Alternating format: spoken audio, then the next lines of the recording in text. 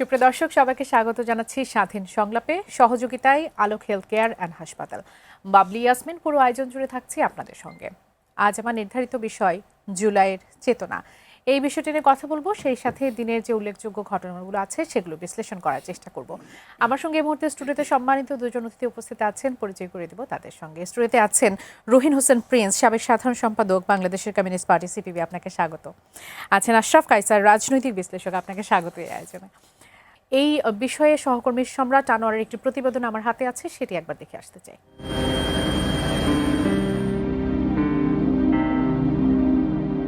জুলাই কেবল একটি মাসের নাম নয়, এর সাথে ওতপ্রোতভাবে জড়িয়ে আছে অসংখ্য ত্যাগ, অশ্রু আর আত্মদানের এক ইতিহাস।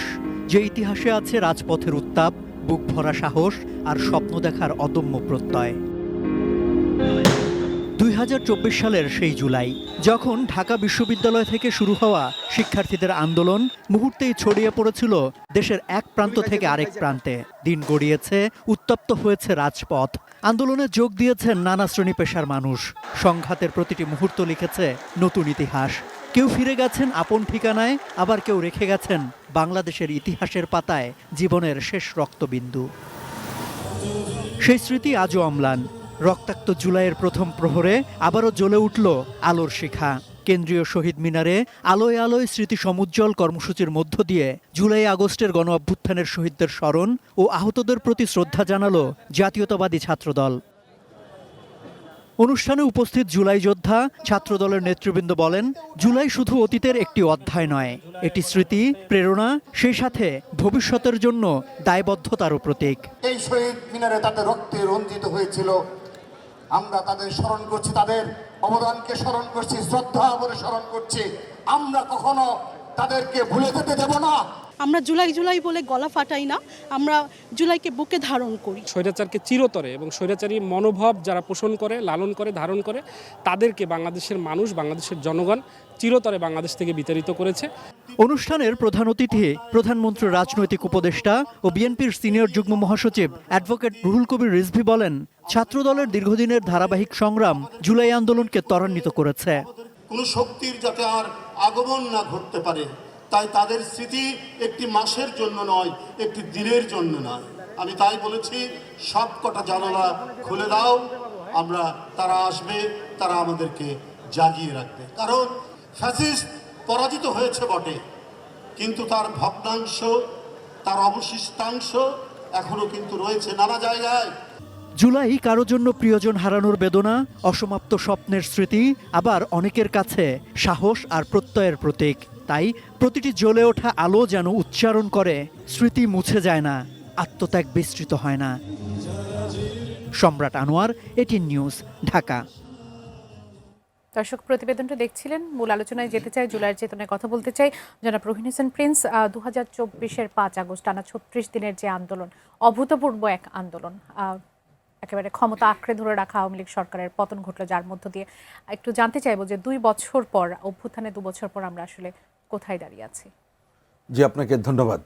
এখানে অন্যতম আলোচক কায়সার ভাইকে ধন্যবাদ এবং যারা শুনছেন তাদের শুভেচ্ছা জানাই।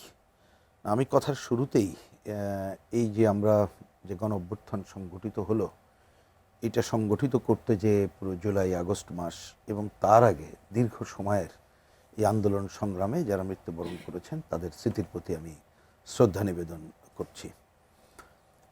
আপনি যে প্রশ্নটা সামনে আনলেন যে কতটুকু আমাদের প্রাপ্তির জায়গা, এই জায়গাটিকে আমি খুব ছোট্ট দাগে যদি বলি, প্রথমে একটু মনে রাখা দরকার যে এই যে একটা অভ্যুত্থান সংগঠিত হলো, এইখানে আকাঙ্ক্ষার বিষয়টা কি, এইটা নিয়ে আমি দেখি যে একটা বড় সংকট ঘটে গেছে, যেইটা নিয়ে বিতর্কটাই এমন চরমে পৌঁছেছে যে মূল জায়গাটি অনেক সময় হয়তো হারিয়ে যাচ্ছে। এখন আপনি প্রশ্ন করতে পারেন কোনটা সেটি। আমার সহজ বক্তব্য হচ্ছে, দেখেন, একটা গণ আন্দোলন, গণ অভ্যুত্থান, এটা কিন্তু সংগঠিত নানাভাবে হতে পারে, এবং গণ অভ্যুত্থান এবং তারপরের ভূমিকা কি সেটা অন্য আলোচনা। এইভাবেই কিন্তু বিবেচনা করা দরকার। এখন আমাদের অতীতের অভিজ্ঞতাগুলো যদি একটু ছোট্ট দাগে মিলে, আমি কোনো বড় আলোচনায় যাচ্ছি না, সময় হবে না আমি জানি, যে সেটা হচ্ছে যে এর আগে যত আন্দোলনগুলো আমরা দেখেছি, গণ অভ্যুত্থান নেপথ্যে কিন্তু এক ধরনের রাজনৈতিক শক্তির সমাবেশটাই প্রধান ছিল, যে কোনো না কোনোভাবে তাদের কোঅর্ডিনেটিং মুভটাই কিন্তু এই গণঅভ্যুত্থানকে সামনে নিয়ে আসছে। জি। সেটা আপনি ৭৯-এর গণঅভ্যুত্থান বলেন, ৯০-এর গণঅভ্যুত্থান বলেন, অন্য জিনিস। এইবারও দেখবেন এই যে স্বৈরাচারী কর্তৃত্ববাদী শাসকদের বিরুদ্ধে বিশেষ করে ১৪ সাল থেকে এবং তারপর থেকে একটা লাগাতার সংগ্রামের মধ্যে আমরা বামপন্থীরা সহ অন্যরা ছিলাম, কিন্তু থাকাটা আপনি যদি বিবেচনা করেন যার যার অবস্থান থেকে যার বক্তব্য নিয়ে, কিন্তু সেই বক্তব্যের একটা জায়গা ছিল যে গণতন্ত্র, কর্তৃত্ববাদী স্বৈরাচারী শাসন চাই না, মিনিমাম গণতন্ত্র, মানুষের অধিকার, এইটা ফিরিয়ে দেওয়ার জায়গা হতে হবে। এই একটা গেল। তাহলে আকাঙ্ক্ষাগুলো নানা থাকলেও রাজনৈতিক আকাঙ্ক্ষা ওটা ছিল। আবার এই সময়কালে দেখবেন, আমি অনেক দিকে না তাকায় যদি ছোট্ট দুইটা পয়েন্ট নেই, ছাত্রদের মধ্যে নানা ধরনের আন্দোলন ঘটেছিল এর আগেও। জি। এই যে কোটা বিরোধী আন্দোলনের আগেও বৈষম্য বিরোধী আন্দোলন, কি নিরাপদ সড়ক চাই আন্দোলন, এই আন্দোলনগুলো ছিল। সেই আন্দোলনে অনেক সময় নেপথ্যে নানা গোষ্ঠী থাকে, আমি সেই নেপথ্যটা এটার মধ্যে ঢুকছি না। তো সেইটার পরে এসে একটা কোটা বিরোধী আন্দোলন, যার একটা প্রধান কথা ছিল যে তরুণ সমাজ তার যোগ্যতা অনুযায়ী, বিশেষ করে সরকারি চাকরিতে তারা যে পাচ্ছে না কাজটা, এইটাকেই সামনে চলে আসে। এবং এই ধরনের দীর্ঘ আন্দোলনের মধ্যে কিন্তু এটা মনে রাখা দরকার, একজন রাজনৈতিক কর্মী হিসেবে আমরা বুঝি যে কখন যে কোনটা স্পার্ক করবে এটা কেউ কিছু বলতে পারে না। সুতরাং এইবার এই আন্দোলনটা নানা মাত্রায় স্পার্ক করেছিল, এবং তাহলে আকাঙ্ক্ষার জায়গায় এসে এখন যেহেতু নানা গ্রুপ, নানা মত, নানা পথ এবং ব্যাপক মানুষের সমাবেত হয়েছিল, আকাঙ্ক্ষা নানামুখী ছিল। কিন্তু আমি যদি কংক্রিট করে আনি, অন্তত পক্ষে এই আকাঙ্ক্ষাতে আমার ধারণা কেউ দ্বিমত করবে না। কারণ এই যে আপনাদের প্রতিবেদনে প্রথমে যে দেওয়াল লিখনের জায়গাটা বলল যে কি দেশটা কারোর বাপের না, আমি এটাকে মিন করতে চাই কোনো ব্যক্তি গোষ্ঠীর না, আমাদের সবার দেশ। একটা শব্দ আমি ওইখান থেকে নিলাম, যেটা আপনাদের প্রতিবেদন আসলে। তাহলে সেইটা করতে গেলে অন্ততপক্ষে গণতন্ত্রটা সুপ্রতিষ্ঠিত করতে হবে। আর একটা কথা কিন্তু এইবার সামনে চলে এসেছে, সেটা হচ্ছে বৈষম্য মুক্তির কথা। এবং আমরা মনে করি খুব কারেক্টলি এসেছে এই জন্যে, যদি আমরা বৈষম্য মুক্তির জায়গাটার সমাধান না করতে পারি, তাহলে গণতন্ত্রও কিন্তু স্থায়ী রূপ লাভ করবে না। তাহলে এবার আমি চলে আসি আপনার কথা একেবারে কংক্রিট ফর্মে। তো সেই জায়গাটা যদি বলেন, আসলে এই মানুষের কাছে হয়তো বা 2 বছর পরে আমার মনে হয় যে আশাহতের খবরটা হয়তো শব্দটা আমি বুঝে ব্যবহার করছি বেশি। তার কি কারণ জানেন? যে প্রথমে একটা বড় কারণ হলো এই যে বললাম যে নানা মত নানা পথ মানুষের আকাঙ্ক্ষা, সেই জায়গাটিতে যারা প্রধান থাকলো এবং কর্তৃত্ব করলো এবং যে অন্তর্বর্তীকালীন সরকার প্রতিষ্ঠা করা হলো, তাদের ভূমিকা এবং অনেক সময় এই 24কে 71কে রিপ্লেস করা সহ এমন কতগুলো কথা সামনে আসলো।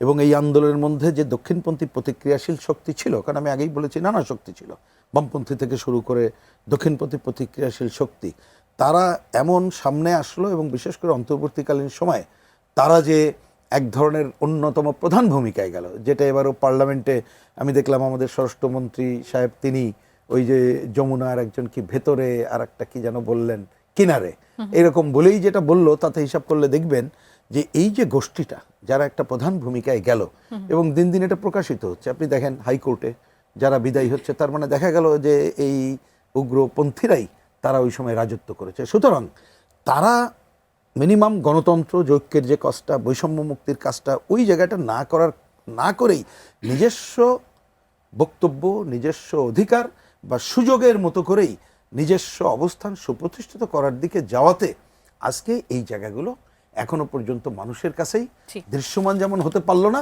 মানুষের কাছে বরঞ্চ এবং নানা কারণে এটার কোনো তাতে গণঅভ্যুত্থানের কোনো দোষণের ব্যাপার থাকে না, কিন্তু নানাভাবে প্রশ্নবিদ্ধ করার জায়গাও অনেকে নিয়ে আসার সুযোগ পাচ্ছে। কারণ 2 বছর কিন্তু কম সময় না।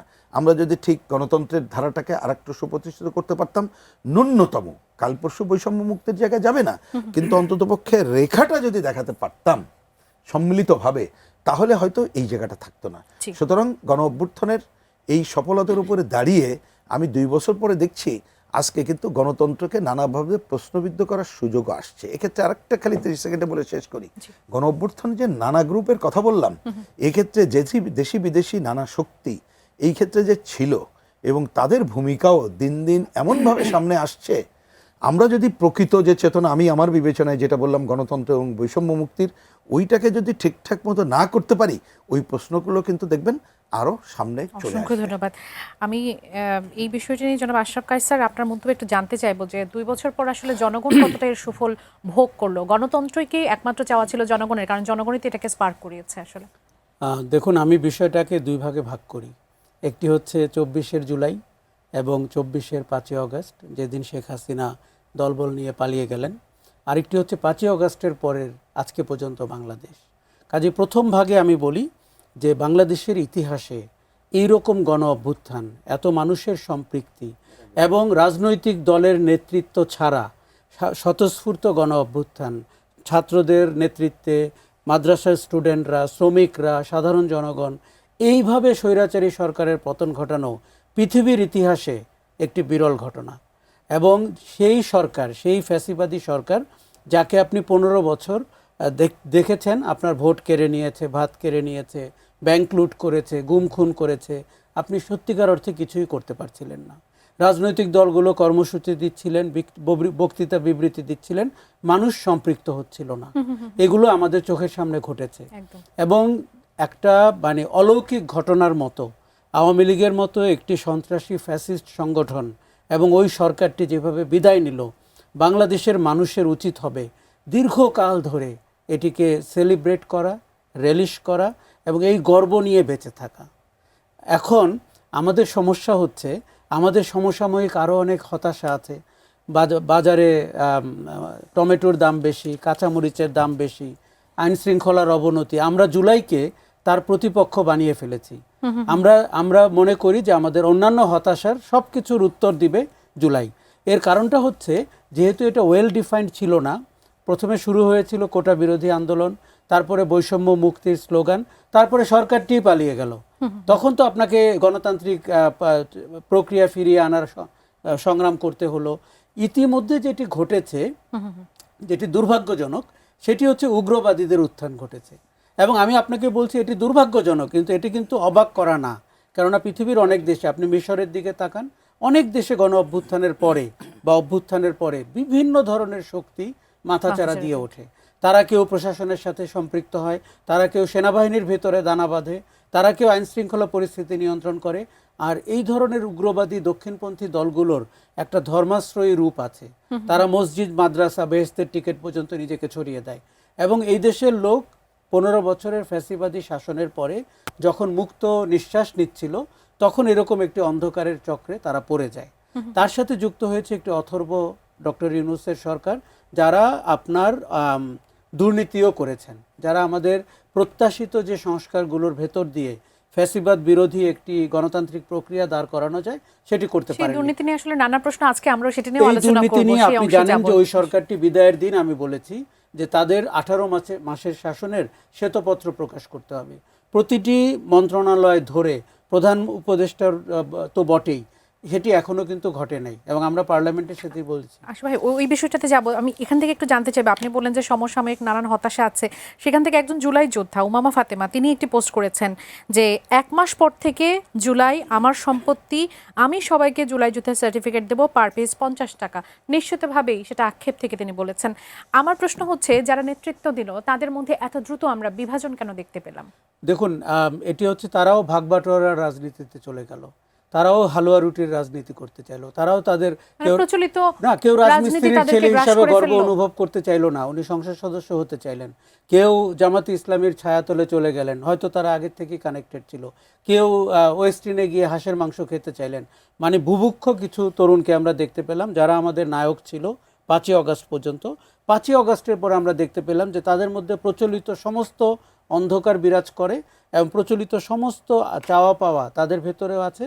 এবং তারা জুলাইকে বিক্রি করে তাদের অর্থবিত্ত দাঁড় করানো, তাদের রাজনৈতিক প্রতিষ্ঠা করা ইত্যাদি করতে শুরু করলো। যে কারণে আপনি খেয়াল করবেন তাদের রাজনীতিটি কিন্তু ধোপে টিকলো না। তারা যে নতুন বন্দোবস্তের কথা বললো, তারা যে নতুন বাংলাদেশের কথা বললো, সেগুলো মানুষ কিন্তু মনোযোগ দিয়ে শুনলো, কিন্তু এগুলো তারা এই পথে তারা হাঁটলেন না। তারা পুরনো রাজনীতির পথে, এবং অনেকেই শেখ হাসিনা এবং আওয়ামী লীগের ফেলে যাওয়া জুতায় পা দিয়ে হাঁটতে চেষ্টা করলেন।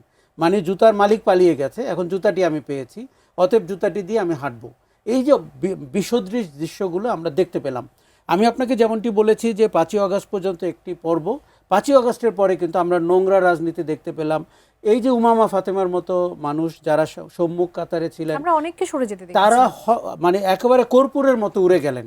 যেই মেয়েরা জুলাইয়ের প্রধানতম উপকরণ বা প্রধানতম আন্দোলনের ঘাঁটি ছিল, আন্দোলনের মোড় ঘুরিয়ে দিয়েছিল, এবং আমরা প্রতিটা দিনের, প্রতিটি ঘন্টার, প্রতিটি রাতের বর্ণনায় তাদের অবস্থান দেখতে পাই। কুয়েত মৈত্রী হলের ঘটনা দেখে, তাই না? কিন্তু এই উমামা ফাতেমা রাজনীতিতে জায়গা করতে পারলো না, কেননা তারা যাদের সাথে আন্দোলন করেছিল তারা দক্ষিণপন্থী উগ্রবাদীদের সাথে হাত মেলালো। সারা দেশে মসজিদে আক্রমণ হলো, মাজারে আক্রমণ হলো, আপনার মুক্তিযুদ্ধের ভাস্কর্য ভাঙা হলো। দেখেন, আমি একটা কথা বলি, আপনি শুরুতে বলেছেন জুলাইয়ের চেতনা। আমি চেতনা শব্দটি পছন্দ করি না, কেননা আমাদের কান পচে গেছে এই মুক্তিযুদ্ধের চেতনা শুনতে শুনতে। আওয়ামী লীগের ব্যবসার একটা বড় শব্দ ছিল মুক্তিযুদ্ধের চেতনা। তিনি ভোট চুরি করতেন, মুক্তিযুদ্ধের চেতনা। তিনি ডেমোক্রেসি চুরি করেছেন, মুক্তিযুদ্ধের চেতনা। তিনি যদি খারাপ অর্থে ব্যবহার করে, না, এটা তো তাদের এই অর্থে বলছি। দেখেন, জুলাই চেতনাও একটা ব্যবসায়িক উপকরণে পরিণত হয়েছে। ওই যে উমামা ফাতেমা বলছিলেন যে আমি 50 টাকা করে সার্টিফিকেট দিব, উনি হয়তো উপহাস করে বলেছেন, বাস্তবে তো তাই ঘটেছে। তার ভাগবাটোয়ারা নিয়ে আলাপ হয়েছে। যাদের 50 জন কর্মী ছিল না, তারা মনে করতে শুরু করেছে যে এই অভ্যুত্থান তারাই ঘটিয়েছে। আবার যারা বড় দল, যারা সাইড লাইনে বসেছিলেন হাসিনার দুঃশাসনের সময়, তারা ভাবতে শুরু করেছে যে আমাদেরকে টপকি এরা কি করে যায়। ফলে আমরা যেটি দেখতে পেলাম, ফ্যাসিবাদ বিরোধী ঐক্যটি চুরমার হয়ে গেল কয়েকদিনের মধ্যেই, এবং সবাই তার নিজস্ব আখের গোছাতে শুরু করলো। আপনি যে প্রশ্নটি করেছেন যে মানুষ জুলাই থেকে কি পেল, দেখুন, মানুষ তো এই গত 12ই ফেব্রুয়ারিতে ভোট দিতে পেরেছে। এটি কি তার একটা বড় পাওয়া না? দারুণভাবে পাওয়া। এখন আমাদের পাওয়ার তো কোনো শেষ নাই। আমরা গণতন্ত্র চাই, কিন্তু খুব কম না, এই অর্থে বলছি যে আমরা কিন্তু প্রতিষ্ঠানগুলো সংস্কার চাই। কারণ যেই প্রতিষ্ঠান শেখ হাসিনা তৈরি করে, দানবীয় শেখ হাসিনা, সেই প্রতিষ্ঠানের পরিবর্তন চাই। আমরা সংবিধানের সেই গণতান্ত্রিক ধারাগুলো ফিরিয়ে আনতে চাই, এবং আমরা প্রধানমন্ত্রীর অপার ক্ষমতা চাই না। এই কথাগুলো এখনও বলছি, তখনও বলেছি। এই পথে হাঁটার যে অবস্থা, 8 মাস ধরে তারা আলোচনা করলেন, চা বিস্কিট খেলেন, অল মেল ডিসকাশন হলো, কোনো নারী সেখানে ছিল না। খেয়াল করেন, শুধুমাত্র আন্দোলনের পরে হারিয়ে গেল তা না, কিন্তু সবার আগে কিন্তু নারীরাই হারিয়ে গেছে। তত্ত্বাবধায়ক সরকারের কোনো মিটিংয়েও কিন্তু কোনো নারী থাকলো না। কি লজ্জার দৃশ্য! এবং তারপরে আমরা নারীদেরকে প্রার্থী হতে দেখলাম না তেমনভাবে, যেমনটি হওয়ার কথা ছিল। কাজেই আমরা জুলাইতে অনেক কিছু পেয়েছি, মানে অবিশ্বাস্য অর্জন আমার কাছে। এবং জুলাই আমাদের বিজয় গাথা, কেননা আমরা একটি অন্ধকার শাসন থেকে বেরোতে পেরেছি। দেখুন, ওই শাসনের কিন্তু কিছু চরিত্র আছে, তারা বিপদে পড়লে মুক্তিযুদ্ধ বিক্রি করে, তারা বিপদে পড়লে অসাম্প্রদায়িকতা বিক্রি করে, তারা বিপদে পড়লে চেতনা বিক্রি করে। এই ফাঁদে পা দেওয়া যাবে না। মুক্তিযুদ্ধ আমাদের প্রত্যেকের, মুক্তিযুদ্ধ আওয়ামী লীগের ব্যবসা হতে দেওয়া ঠিক হয়নি, আগামীতেও ঠিক হবে না। রাজনৈতিক একটা পরিবর্তনের আকাঙ্ক্ষা আমাদের মধ্যে ছিল, সেটি কি দেখতে পেয়েছেন? সেটি একদমই ঘটে নাই। কেন বলি যে আমরা সংস্কারের আলোচনাটি করার সময় আমি তখন প্রায়ই বলতাম যে রাজনীতির সংস্কার ছাড়া আর কোনো সংস্কার কাজ করবে না। কিন্তু রাজনৈতিক দলগুলো নিজেদের দুর্গকে এমন করে ঢেকে রাখেন, আপনি একদিনও রাজনীতির সংস্কারের আলোচনা হয়নি। কি হয়েছে? প্রতিষ্ঠানের সংস্কার। কোথার থেকে একটা অদ্ভুত প্রফেসর আসলো, সংবিধানের সংস্কার হয়ে গেল দেশের মূল আলোচনা, এবং সেটি দেশের নাম, জাতীয় সঙ্গীত, অদ্ভুত সব ঘটনা ঘটতে থাকলো। ফলে মানুষ অবাক হয়ে গেল এবং সে বিপন্ন বোধ করতে শুরু করলো যে আওয়ামী লীগ এবং শেখ হাসিনা তো খারাপ ছিলই, কিন্তু এরা কারা? সারা দেশ আপনি মোল্লাতন্ত্রের বিকাশ হলো, মেয়েরা রাস্তায় বেরোতে পারছিল না, তাদেরকে হেনস্থা করা হচ্ছিল। এই যে 24-এর পরের যে 5ই আগস্টের পরে যে ঘটনাগুলো, আপনি একটা জিনিস বলি আপনাকে, আওয়ামী লীগ ঠিক এই ঘটনাগুলোর জন্য অপেক্ষা করেছে, ভারতও তাই। তারা এই ঘটনাগুলোকে ইন্ধন দিয়েছে, ঘটিয়েছে, যাতে করে তারা বলতে পারে যে জুলাই জঙ্গিরা করেছে, যেটি শেখ হাসিনার প্রধানতম বয়ান। কিন্তু আমি এই বয়ান একেবারেই মানি না, এবং আমি মনে করি, আমি রাস্তায় থেকে দেখেছি জুলাই সাধারণ মানুষের স্বতঃস্ফূর্ত গণ অভ্যুত্থান। দেখুন, তার ফসল যেই ঘরে নিক না কেন, সেটি কৌশলে নিতে পারে, অপকৌশলে নিতে পারে। ওইটা দিয়ে কি আপনি ডিফাইন করবেন গণ অভ্যুত্থানের চরিত্র কি? ওটি বলতে গিয়ে আওয়ামী লীগ, আজকে আপনি যে জুলাইতে আমরা আলোচনা করছি, আমি সোশ্যাল মিডিয়াতে খেয়াল করলাম, তারা জুলাইয়ের 24-এর আলোচনার চেয়ে হোলি আর্টিজানের আলোচনাকে সামনে আনছেন, এবং তারা বলছেন যেভাবে হোলি আর্টিজানে জঙ্গিরা অ্যাটাক করেছিল, ঠিক একইভাবে নাকি গণভবন অ্যাটাক করেছে। মানে দুটি এক, মানে এই যে প্রোপাগান্ডা বা বয়ানের যে মানে কালো দিক, সেটিতে এখন বাংলাদেশ আক্রান্ত। তবে অসংখ্য যেটি ভালো ধন্যবাদ। ঘটনা জি, ঘটেছে, জি। আমাদের একটি রাজনৈতিক দল, সব রাজনৈতিক দল নির্বাচনে অংশ নিয়েছেন, যাদেরকে নির্বাচন থেকে বিতাড়িত করা হয়েছিল, তাদের সরকার গঠন করা হয়েছে এবং বিরোধী দল তৈরি হয়েছে। সংস্কার হবে কি হবে না এই আলোচনা মাঝপথে আটকে গেছে, কিন্তু বাংলাদেশ যে নিঃশ্বাস নিতে পারছে এটাই হচ্ছে আপাতত সেটি আমি আমাদের টের সবথেকে পাই। বড় পাওয়া। যারা প্রহীন হোসেন প্রিন্স, আপনার কাছে আসি। আজকে একটি বিশেষ দিন, হোলি আর্টিজান হামলার 1 দশক পূর্তি হয়েছে। জঙ্গি তৎপরতা নিয়ে বাংলাদেশের মানুষের মধ্যে সবসময় একটা আতঙ্ক বিরাজ করে। 5 আগস্ট পরবর্তী সময়ে আমরা সেটি নানা ফর্মে ফেরত আসতে দেখেছি, নানা ফর্মে আমরা দেখেছি। সেখান থেকে যদি একটু জানতে চাই যে জঙ্গি তৎপরতা নিরসনের যে চেষ্টা, সেখানে আমরা কতটুকু এগিয়ে যেতে পেরেছি? না, একটা ঠিকই তো আজকে এই দিনটা যেটা মনে করালেন, কিন্তু এই যে জঙ্গি তৎপরতা বলি বা উগ্রপন্থার কথা বলি, ধর্মীয় উগ্রপন্থা হোক আর জাতীয়তাবাদী উগ্রপন্থা হোক, এটা পৃথিবীর দেশগুলোতে এক একটা সময় একটা আবির্ভাব দেখা যায়, এখন কিন্তু সেটা চলছে। তাহলে এখন এইটার পথ যেটা আমাদের বিবেচনায়, যে একটা ঠিকই একটা আইনের মুখোমুখি করতে হবে, কারণ যারা বেআইনি কাজগুলো করে। কিন্তু আমরা দেখতে পাচ্ছি অনেক দিন ধরে, শুধু এই 5ই আগস্টে যে উত্থান এখন দেখছি সেটা একটু পরে আসি, যে এর আগের সময়গুলোতে আমরা শুধুমাত্র আইনকে এটা বিবেচনা করেছি, এবং অনেক সময় এই আইনকে অনেকে বিবেচনায় করি নাই বা করলেও এটাকে রাজনৈতিক স্বার্থে ব্যবহার করেছি বা রাজনৈতিক স্বার্থে কাজে লাগিয়েছি। এটাই তাহলে দরকার ছিল, একদিকে আপনি আইনের যেমন প্রয়োগ করবেন, সাথে সাথে এদের বিরুদ্ধে রাজনৈতিক সংগ্রাম ত্বরান্বিত করতে হবে। মানে ওইটা যে মানুষের জন্য কল্যাণকর না, আপনি সেই অল্টারনেট তো জনগণের কাছে দিতে হবে। তা সেইটা যদি আমরা না দিতে পারি, তাহলে মানুষ দেখবে যে আমরা বলতে আমি রাজনীতিকদের কথা বলছি, যে এদেরকে কিছু হচ্ছে না, সে যে দলই হোক, আমি এটা বাদ দিলাম আর কি, যে তাহলে এটা কিন্তু কাজে লাগবে না। সেইটা আমরা খুবই দুঃখের সাথে এটা লক্ষ্য করছি, যে আপনি হোলি আর্টিজানের আগেও আপনি যদি খেয়াল করেন, একসময় বাংলাদেশে 63টা জেলায় বোমা মারার খবর দেখছেন না, একসময় বাংলা ভাইয়ের উত্থান সহ অনেক ঘটনা আমরা দেখেছি না। কিন্তু দেখবেন অনেক সময় এটা গেলে এই দিকে, আবার অন্যদিকে আপনি অন্য চরমপন্থা, রাজনৈতিক অন্য চরমপন্থার উত্থান আপনারা দেখেছেন। কিন্তু এই সবটাকেই আমরা যেন দমন করলে মনে করেছি শেষ হয়ে গেল, কিন্তু সেটা যে হয় না। আপনি জাস্ট চোখ মিলে আপনি সাউথ এশিয়ার দেশগুলো সহ দুনিয়ার অন্যদিকে দেখলে দেখবেন, যতক্ষণ না পর্যন্ত এর বিপরীতে একটা আদর্শিক অবস্থান জনগণের কাছে তুলে আমরা না ধরতে পারছি, তখন কিন্তু এই জায়গাটা আমরা শেষ করতে পারবো না।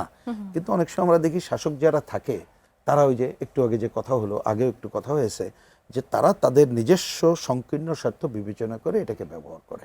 কিন্তু আমরা এবার আসি যে সর্বশেষ যে জায়গাটা, এটা একটু গুরুত্ব দিয়ে আরো ভাবা দরকার বলে মনে হয়। এই কারণ দেখেন, এটা উনি ঠিকই বলেছেন, এই পয়েন্টে আমি 100% একমত, যে গণ অভ্যুত্থান, কর্তৃত্ববাদী স্বৈরাচারী ফ্যাসিস্ট শাসকের বিরুদ্ধে সংগ্রাম, 5ই আগস্ট এবং তারপরের ভূমিকা আমরা একাকার করে ফেলানো ঠিক হবে না। জনগণের যে আকাঙ্ক্ষা, আমি আকাঙ্ক্ষা শব্দটাই বলি, এবং যেভাবে সাধারণ মানুষ নামলো, একেবারে শিশু থেকে শুরু করে বয়স্ক লোক, তাদের এই জায়গাটাকে অবকোর্স আপনাকে পজিটিভ চিন্তা করতে হবে। কেউ এটাকে নাকচ করে দিলে সেই নাকচ হয়ে যাবে, আমার পরিষ্কার বুঝ আর কি। রাজনীতিতে আজ হোক না হোক এটা ঠিক হবে না। কিন্তু 5ই আগস্টের পরে যে ঘটনাগুলো ঘটলো, হ্যাঁ, আমি তো যেমন, আমাকে যদি বলেন, আমরা তো বলি যে আমাদের অ্যাজ এ বামপন্থী বা আমরা যে আকাঙ্ক্ষার কথা বলে অনেকদিন বলে এসেছি, আমরাও তো কিছু করতে এরকম করতে পারলাম না, কারণ সেইখানে উগ্রপন্থার কাজটাই কিন্তু 5ই আগস্টের পরে করলো। এইটা বরঞ্চ আরো অন্য যে উগ্রপন্থা দীর্ঘদিন ধরে আমাদের এই সমাজে আছে, এবং বাইরের থেকে এইটা বাংলাদেশকে অস্থিতিশীল রাখার জন্য যারা এই কাজটা করতে চায় বা এখানে আধিপত্য বিস্তার করতে চায়, তারা কিন্তু এই উগ্রপন্থার জায়গায় আরো সুযোগগুলো পেয়ে গেল। আমাদের কি গুরুত্ব দিয়ে নোটিশ করার আছে? কেননা অ্যান্টি টেররিজম ইউনিট বলছে যে 7 জঙ্গি সংগঠনের 311 সদস্য এখনো পলাতক আছে, হিজবুত তাহরিরের আর 59 জন আত্মগোপনে আছে, এবং গত 2 বছরের কথা বলছিলাম, সেখানে আমরা দেখেছি যে বিভিন্ন জায়গায় বিভিন্ন ধরনের জঙ্গি সংগঠনের এক ধরনের তৎপরতা, এবং সেটার সাথে এটার কোনো লিঙ্ক আছে কিনা? আমরা রিসেন্টলি সাদা পতাকার একটা দৌড়াতে দেখছি, কখনো কালো পতাকার দৌড়াতে, যেখানে বিভিন্ন ধরনের আরবি হরফে বিভিন্ন কালেমে, সেটা মানুষের মনে কি এক ধরনের আতঙ্ক ছড়াচ্ছে, সেটা নিয়েও কি সরকারের কাজ করার দরকার আছে? আমি দুইটার দিকে আসি।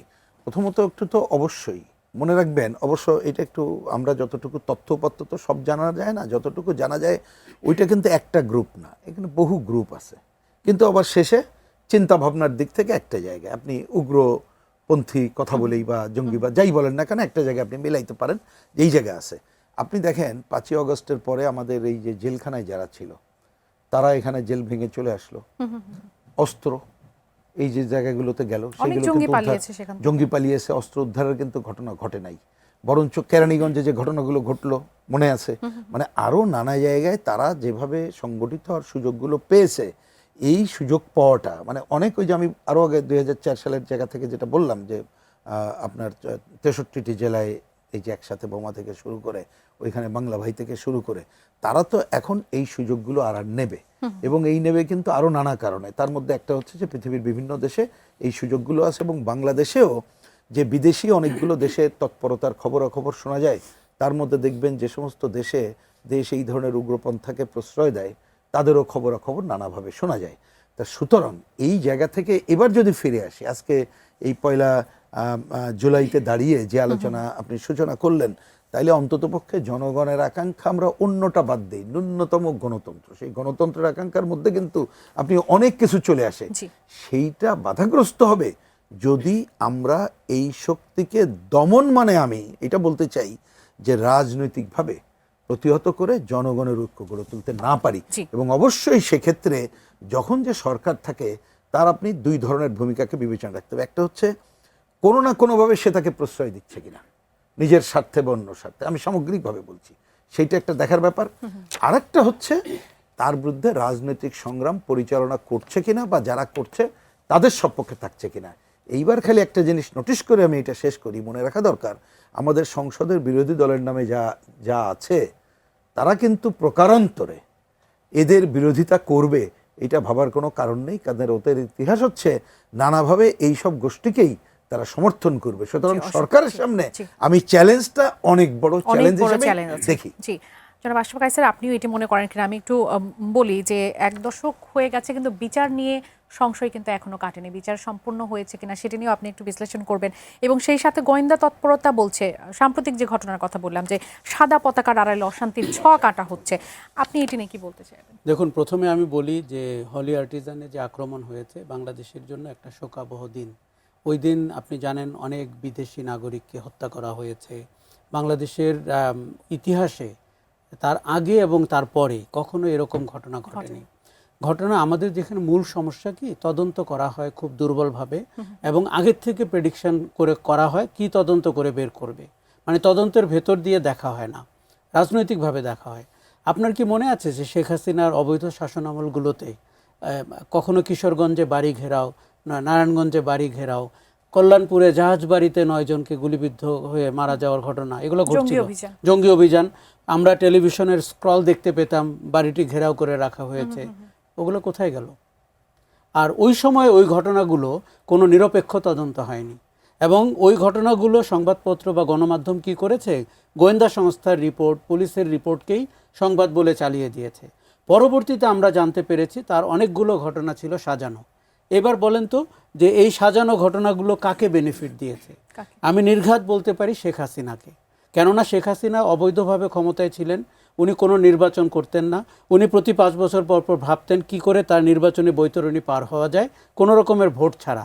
আমরা পপুলারলি ওগুলোকে রাতের ভোট, ডামি ভোট এইসব বলি, কিন্তু উনি এই জঙ্গি ব্যাপারটা ইউরোপ এবং আমেরিকার কাছে বিক্রি করেছেন যে বাংলাদেশ জঙ্গিবাদে ছেয়ে যাচ্ছে, বিএনপি জামাত জঙ্গিবাদের ধারক এবং বাহক, এদেরকে তো নির্বাচনে আসতেই দেওয়া যাবে না, এবং জঙ্গিবাদ দমনে আমি যা করছি মানবাধিকার সংগঠনগুলো যেন তার বিরোধিতা না করে।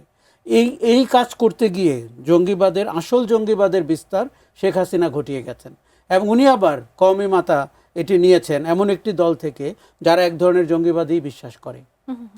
কাজেই আমি বলবো যে এর রাজনৈতিক সমীকরণটি যদি আপনি টানেন, শোনেন কেন ন্যূনতম গণতন্ত্র, প্রিন্স ভাই যেমনটি বলছিলেন, এটিতে যদি আপনি একমত না হন, আপনি যদি মনে করেন যে আপনার ক্ষমতা থেকে চলে যাওয়া সাংঘাতিক বিপজ্জনক, শেখ হাসিনা যে অবস্থায় পৌঁছেছিলেন, তখন আপনি সমস্ত বাজে এলিমেন্ট দিয়ে হইলেও সরকারে থেকে যেতে চাইবেন। আপনাকে বলি, বেনজির, মনিরুল, হারুন, এই যে পোশাকধারী টেরোরিস্টরা এবং মাফিয়া সর্দাররা বাংলাদেশেরই পুলিশেরই কর্মকর্তা ছিল, এবং এগুলো আমরা ল্যাটিন আমেরিকায় শুনেছি, আর্জেন্টিনাতে শুনেছি, গুয়াতেমালায় শুনেছি। এই শহরে তারা যখন তখন যে কাউকে গুম করত, আয়নাঘরে পুরত, খুন করত, এবং 9 জনকে একসাথে কল্যাণপুরে খুন করেছে। কাজেই এদেরকে আপনি আইনশৃঙ্খলা বাহিনী যখন আইন ভঙ্গ করতে থাকে এবং আইন নিজের হাতে তুলে নেয়, সেই সমাজে আপনি জঙ্গিবাদকে রুখবেন কি করে? কাজে আমাদেরকে আরেকটা কথা বলি, আপনি অ্যাডমিনিস্ট্রেটিভ পাওয়ার দিয়ে, পুলিশ দিয়ে কখনো কোনো দেশে এই প্রবণতা দূর করা যায়নি। আপনি মানুষের ভেতরে ওই বয়ান আনতে হবে, তাকে ধর্মের বয়ান দিয়ে বলতে হবে তার সাথে জঙ্গিবাদের কোনো সম্পর্ক নাই, রাজনৈতিকভাবে জঙ্গিবাদের কোনো সম্পর্ক নাই। এবং আমি হোলি আর্টিজানে বাংলাদেশের যে ইমেজ টার্নিশড হয়েছে, এইটির বেনিফিট যারা পেয়েছেন তারা কিন্তু এটির পেছনে আছেন বলে আমার ধারণা। আপনি বিচারের কথা বলছিলেন, আমি তদন্তের কথা আবার বলবো, প্রয়োজন হলে আপনি আন্তর্জাতিক তদন্ত, কেননা এই ছেলেগুলো কোত্থেকে এলো, তারা কোথায় ট্রেন্ড হলো, এই আর্মস তাদেরকে কে দিল, এবং নিশ্চয়ই শুধু এরাই ছিল না, অফকোর্স এরা ছিল না, এবং তার আগে এবং তারপরে কোনোদিন এরকম সন্ত্রাসী ঘটনা তো ঘটলো না।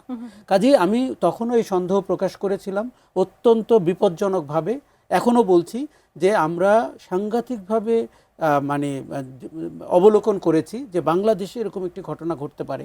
দেখুন, পচা রাজনীতি, অপরাজনীতি একটি সমাজকে শেষ করে দিতে পারে, একটি দেশকে শেষ করে দিতে পারে। শেখ হাসিনার 15 বছরের শাসন আমলে বাংলাদেশ সেই অপরাজনীতির খপ্পরে পড়েছিল। আমরা এখনো আতঙ্কিত। আমরা চাই না যে আগামী কোনো সরকার বা বর্তমান সরকার সেই অপরাজনীতি করতে যাক। এরকম যদি একটা হিসেব আমরা করতে চাই যে আসলে জঙ্গি তৎপরতা কি বাড়লো নাকি কমলো, সেই হিসেবে আমরা আসলে কোথায় দাঁড়িয়ে? দেখুন, আমি আপনাকে একটা কথা বলি, 5ই আগস্টের পরে আমরা মবের নামে যে কাণ্ডকীর্তি ঘটতে দেখলাম, সেটিকে আপনি কি বলবেন? আইন নিজের হাতে তুলে নেওয়া, যখন তখন পত্রিকা অফিসে আক্রমণ করা, ছায়ানটে আক্রমণ করা। দেখুন, আপনি এদের অনেকের সাথেই ভিন্নমত পোষণ করতে পারেন, তাদের অনেকেরই অরিজিনাল এজেন্ডা কি এ নিয়ে আপনি বিতর্কও করতে পারেন, কিন্তু আপনি তো সেটি ভাঙচুর করার অধিকার রাখেন না। তখন এই যে মবকে অন্তর্বর্তী সরকার উস্কানি দিয়েছে, এবং মবের সমর্থক রাজনৈতিক দলগুলো মোটামুটি কেউ মবের বিরুদ্ধে দাঁড়ায়নি। নারীদের হেনস্থার সময় বাংলাদেশের কোনো দল, কোনো রাজনৈতিক দলকে আমি দাঁড়াতে দেখিনি। তাদের কি কোনো নারী কর্মী নাই, নারী সমর্থক নাই? বাংলাদেশের অর্ধেক কি নারী না? তো আসলে আমরা এখন দেখছি যে স্টেজের নিচে বসার জায়গা করে দেওয়া হচ্ছে। রাজনীতিবিদরা রাজনৈতিক দলগুলো গৌরবের অংশ হতে চায়, 71, 52, 90, 24 এগুলো বলে। তারা সমসাময়িক সমস্যাকে সমাধান করতে পারেন? এই জন্য আমাদের এখানে রাজনীতি রেসপেক্টেড না, সমাদৃত না, কিছুটা ভয়ের, এবং মানুষ বাধ্য হয়ে দুটি মন্দের মধ্যে একটি মন্দকে বেছে নেয়। এই জায়গায় যাবে কেন রাজনীতি? এই যে তরুণদের কথা দুঃখের সাথে বললাম, যারা জুলাইয়ের সাথে বেইমানি করেছে, জুলাই বিক্রি করেছে তাদের অর্থবিত্তের জন্য, এই ছেলেগুলো কিন্তু বাংলাদেশের নতুন রাজনীতির ধারক হতে পারত। যেই কথা তারা মুখে বলেছিল যে তারা নতুন বন্দোবস্ত চায়, তারা নতুন বাংলাদেশের স্বপ্ন রচনা করতে চায়, নতুন বন্দোবস্ত কি শেষ হয়ে গেল? না, এই আকাঙ্ক্ষা বাংলাদেশে এখনো বিদ্যমান, এই জায়গাটাতে কেউ নাই। দেখুন, বাংলাদেশের একটা দুর্ভাগ্য হচ্ছে স্বাধীনতা বিরোধী একটি দল, যে এই রাষ্ট্রের স্বাধীনতা চায়নি, সে এখন বিরোধী দল। এবং অন্তর্বর্তী সরকারের সময় মনে হচ্ছিল তারা ক্ষমতায় চলে এসেছে, এবং তারা অন্তর্বর্তী সরকারের অনেক ডিসিশনকে প্রভাবিত করছিলেন। মানুষের দুর্ভাগ্যের কিন্তু কোনো শেষ নাই। 15 বছরের দুর্ভাগ্যের পরে 18 মাসের দুর্ভাগ্য, এবং এখনো তারা সমাজে যথেষ্ট প্রভাব বিস্তার করে আছেন। আপনি সংসদে আচার ব্যবহার দেখেন, কথাবার্তা দেখেন, এই এত নিম্নমানের সংসদ অধিবেশন, এত নিম্নমানের রাজনৈতিক বক্তৃতা এবং বিবৃতি ইতিহাসে খুব কম সংসদে ঘটেছে। এর শুরু হয়েছিল কিন্তু মমতাজদের গান দিয়ে, আসাদুজ্জামান নূরের নাচ দিয়ে, কবিতা দিয়ে। মানে দেশটার দুর্ভাগ্য হচ্ছে কখনো উঁচু মানের রাজনীতি পাচ্ছে না, ভালো রাজনৈতিক নেতা পাচ্ছে না, এবং তাদের বিপদের সময় রাজনীতিবিদরা তাদের পাশে থাকছেন না। অন্তর্বর্তী সরকারের সময় যে উপদেষ্টারা ছিলেন, তাদের 1.5 বছরে যে দুর্নীতি, সেটি টিআইবির এক রিপোর্টকে কেন্দ্র করে আমাদের বর্তমান স্বরাষ্ট্রমন্ত্রী তিনি প্রধানমন্ত্রীকে আহ্বান জানিয়েছেন যাতে সেটি তদন্ত করা হয়। সেটার পরিপ্রেক্ষিতে ধর্ম উপদেষ্টা তিনি একটি পোস্ট করেছেন সোশ্যাল মিডিয়াতে, যতটুকু আমার প্রাপ্য তাও গ্রহণ করার ক্ষেত্রে সর্বোচ্চ সতর্কতা এবং দায়িত্বশীল ভূমিকা পালন করেছে। 82 লাখ টাকা খরচ হয়েছিল তার চিকিৎসা ব্যয়, সেটা নিয়ে কি বলতে চাইবেন? আমি আপনাকে কয়েকটা গল্প বলি। এতক্ষণ তো তরুণদের ব্যর্থতার কথা বললাম, বেইমানির কথা বললাম। আমরা ডক্টর ইউনূসের নেতৃত্বে যে অন্তর্বর্তী সরকারটি পেয়েছিলাম, এটি অত্যন্ত করাপ্ট, অথর্ব, স্বজনপ্রীতির সরকার ছিল, যার সাথে জুলাইয়ের কোনো সম্পর্ক ছিল না। এবং এই সমস্ত সংস্কার তারা অনেক আগের থেকে ভেবে রেখেছিলেন, এগুলো মানুষের উপরে চাপিয়ে দেওয়ার চেষ্টা করেছেন। আবার যেটি কাজের কাজ হওয়া দরকার ছিল, গণমাধ্যম এবং নারী বিষয়ক সংস্কার, সেটিতে তাদের কোনো মনোযোগ ছিল না। তাদের অন্য কিছু মতলব ছিল, যে এই যে স্বাধীনতা বিরোধীদের সাথে হাত মিলিয়ে তারা এগুলো করবেন। আমি একজন প্রফেসরের কথা বলি, যিনি তার হেয়ার রোডের বাংলো সংস্কার করেছেন 6 মাস ধরে, প্রচুর টাকা খরচ করে, এবং উনি বিদায়ের 15 দিন আগে ওখানে পার্টি দিয়েছিলেন। উনি তারপরে এই অন্তর্বর্তী সরকারের একজন অধ্যাপক উপদেষ্টা, আচ্ছা গেল। তার মানে হচ্ছে যে আমরা রাজনীতিবিদদেরকে বা এর বাইরের ব্যবসায়ীদেরকে যত লোভী এবং অনৈতিক কাজকর্মের জন্য আলোচনা করি, অন্তর্বর্তী সরকারের যে সমস্ত শিক্ষিত লোকগুলো দেখলাম তারা দুর্নীতিতে আকীর্ণ ছিল, তারা নৈতিক দুর্নীতি করেছেন এবং তারা সুযোগটি ব্যবহার করতে চেয়েছেন। তাদের কেউ কেউ প্রলম্বিত করতে চেয়েছেন এই অপশাসনকে। 18 মাসে যদি বাংলাদেশ 18টা কাজ করতে পারতো, আজকে আপনারা আমার এই টকশো করে এই আলোচনা করতে হতো না। তারা কাজের কাজ করেননি, তাদের মতলব ভিন্ন ছিল। এবং আমি মনে করি, আমি ওই সরকার বিদায়ের দিনই বলেছি, এদেরকে অবশ্যই আইনের আওতায় আনা উচিত, তাদের তদন্ত করা উচিত, তাদের কর্মকাণ্ডগুলো, তারা যা যা সিদ্ধান্ত নিয়েছেন সেগুলো পুনর্বিবেচনা করা উচিত। স্বরাষ্ট্রমন্ত্রী বলছেন, তথ্য উপদেষ্টা বলছেন, বাট আমরা সরকারের পক্ষ থেকে সেটা নিয়ে কোনো আমি খুব খুশি হব যদি প্রধানমন্ত্রী অবিলম্বে এরকম একটি কমিশন করেন, অথবা টিআইবির সাহায্য নেন, অথবা দুদকের সাহায্য নেন। বিশেষ করে টিআইবির সাহায্য নিতে হবে, কেননা জুলাই নিয়ে জাতিসংঘের রিপোর্টটি আমরা যেভাবে দেখতে পাই সেরকম করে কিন্তু আর রিপোর্টগুলো গ্রহণযোগ্যতা কম পায়। একইভাবে টিআইবি যদি আপনাকে বলে যে 18 মাসে কি ঘটেছিল, সেটি ইফতেখারুজ্জামান ওই সরকারের কিছুটা কাছেও ছিলেন, আমার মনে হয় সেটি বিশ্বের কাছে অনেক বেশি গ্রহণযোগ্য হবে। আরেকটা জিনিস হচ্ছে যে, কিন্তু আমার যেটা সংশয় সেটি হচ্ছে যে 1/11-এর পরেও পার্লামেন্টে আমরা প্রায় দেখতাম মঈনুদ্দিন ফখরুদ্দিনকে নিয়ে অনেক উচ্চবাচ্য করা হচ্ছে, কিন্তু একটি মামলাও হয়নি, একটি তদন্তও হয়নি। আমি চাই না যে তারেক রহমানের সরকার, বিএনপির সরকার এই কাজটি করুক। দেখুন, আমাদের এক ধরনের বোঝাপড়ার সম্পর্ক তৈরি হয়, কে কার খালু, এরকম একটি সম্পর্ক তৈরি হয়। এই রাজনীতি থেকে যদি আপনি এটাকে না বের করতে পারেন, উত্তরাধিকারের রাজনীতি আমরা যেরকম চাই না, স্বজনপ্রীতির রাজনীতি চাই না। দেখুন, আপনি তো এই সমাজে চাইলে সব সরকারের আমলে এবং পলাতকদের মধ্যে আপনার সম্পর্ক খুঁজে পাবেন, তাহলে আইনের শাসন কিভাবে বলবৎ হবে? সালাউদ্দিন আহমেদ যেটি বলেছেন, আমি মনে করি বিএনপির উচিত হবে অক্ষরে অক্ষরে পালন করা, মানুষের চোখে দেখিয়ে দেওয়া অন্তর্বর্তী সরকার কি করেছে, কেন জুলাইয়ের যে সংস্কারগুলো হলো সেটি আমরা এগোতে পারলাম না। রহিন হোসেন প্রিন্স, আপনিও কি এটি মনে করেন যে এটি তদন্ত হওয়া উচিত? অনেকে বলেন যে তারা আসলে বাংলাদেশের খুব ক্রাইসিস সময়ে আসলে দায়িত্ব নিয়েছিল।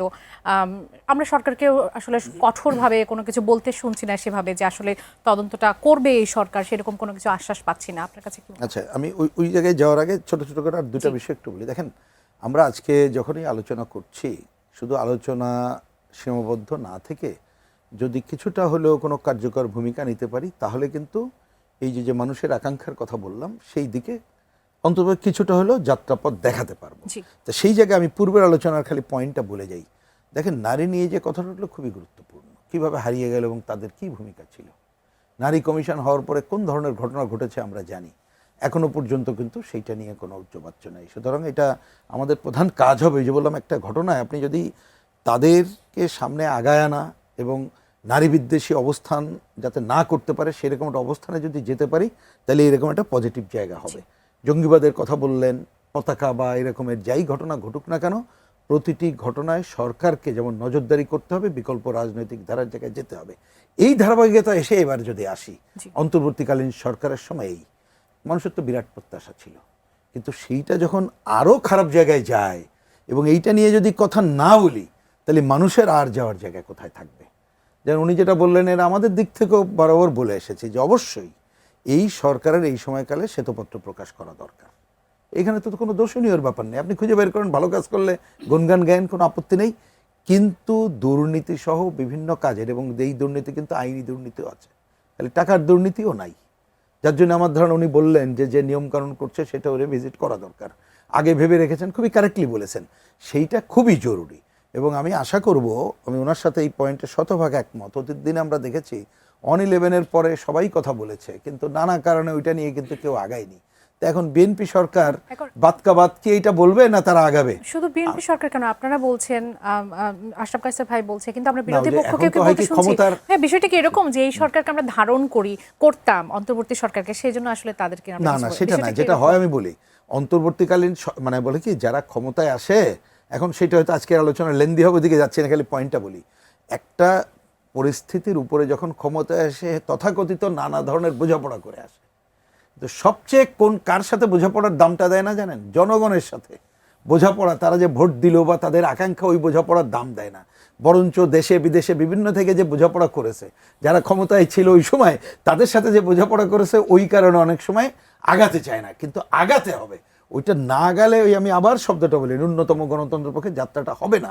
আমি প্রসঙ্গক্রমে খালি বলি, কারণ দেখুন একজন রাজনৈতিক কর্মী হিসাবে আমরা দ্বিতীয়বার যখন ওনাদের আমন্ত্রণে গেলাম আগস্টের পরে, জি। অক্টোবরের প্রথম সপ্তাহে যখন গেলাম, আমরা বাম জোটের পক্ষ থেকে লিখিত এই কথা বলেছিলাম, একেবারে আছে এখানে, আমি তো উন্মুক্ত করার দাবি করি, বিভিন্ন দলের সাথে যে কথা বলতে বলুক, আমরা বলেছিলাম নির্বাচন ব্যবস্থার একটা আমূল সংস্কার করে, ওই আমূল সংস্কার করার মধ্যে কিন্তু অনেক কাজ হয়ে যেত, সেইটা করে একটা ভালো নির্বাচনই আপনার প্রধান সংস্কারের কাজ হবে।